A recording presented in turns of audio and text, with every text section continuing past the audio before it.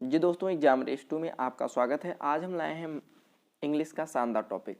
आज का जो टॉपिक है पास्ट टेंस है। आज हम लोग पास्ट टेंस के बेसिक इंट्रोडक्शन को सीखेंगे। हम लोग पहचानेंगे हिंदी में पास्ट टेंस के सेंटेंस को कैसे पहचानेंगे हिंदी वाक्य से। ठीक है, तो चलिए आज हम बात करते हैं पास्ट टेंस। हम लोगों को पता है कि पास्ट टेंस 4 प्रकार का होता है। Past indefinite tense, past continuous tense, past perfect, past perfect continuous tense. आज हम लोग पहले सीखेंगे पास्ट इंडेफिनिट टेंस के बारे में।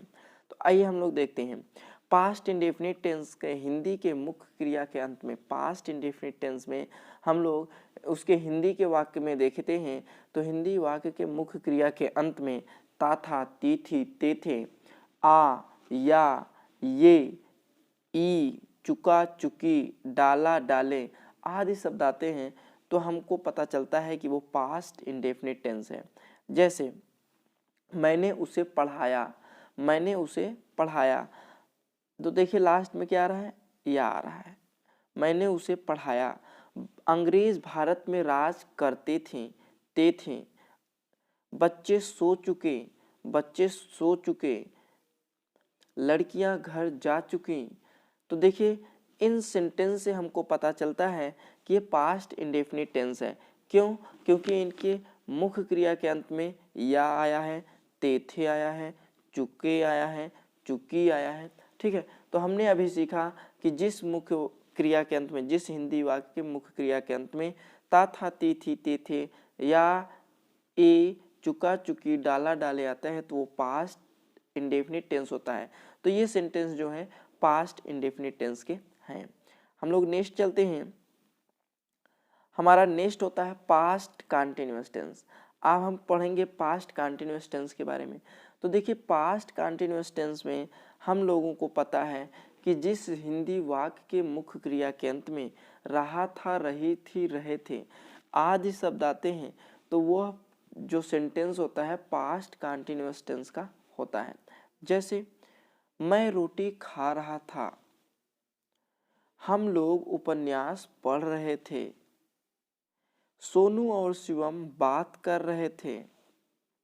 तो ध्यान दीजिए ये जो सेंटेंस है ये क्या है, पास्ट कंटिन्यूअस टेंस का है। क्यों? क्योंकि इसके हिंदी वाक्य के मुख्य क्रिया के अंत में रहा था, रही थी, रहे थे आए हैं, इसलिए ये कौन सा टेंस होगा, पास्ट कंटिन्यूअस टेंस। अब हम पढ़ेंगे पास्ट परफेक्ट टेंस के बारे में। किसके बारे में भाई? पास्ट परफेक्ट टेंस के बारे में पढ़ेंगे। तो पास्ट परफेक्ट टेंस की पहचान क्या होती है? जिस हिंदी वाक्य के मुख्य क्रिया के अंत में चुका था, चुकी थी, चुके थे, आ था, ए थे, ई थी, लिया था, दिया था, किया था आदि शब्द आते हैं तो वो हिंदी का जो सेंटेंस होगा वो पास्ट परफेक्ट टेंस में होगा। आइए देखते हैं सेंटेंस को। मैंने पत्र लिख लिया था।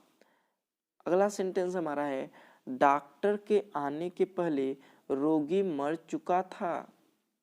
नेक्स्ट है जब मैं वहां पहुंचा तो कार्यक्रम शुरू हो चुका था। तो ध्यान दीजिए यहाँ पे चुका था, चुके थे, आ था, आए थे ये शब्द आते हैं लास्ट में तो वो जो सेंटेंस होता है पास्ट परफेक्ट टेंस का होता है। नेक्स्ट इसमें दिया है महेश ने अपना कार्य पूर्ण कर लिया था। तो देखिए लास्ट में क्या आ रहा है, या था। तो जब लिया था, दिया था, किया था आता है तो वो पास्ट परफेक्ट टेंस होता है।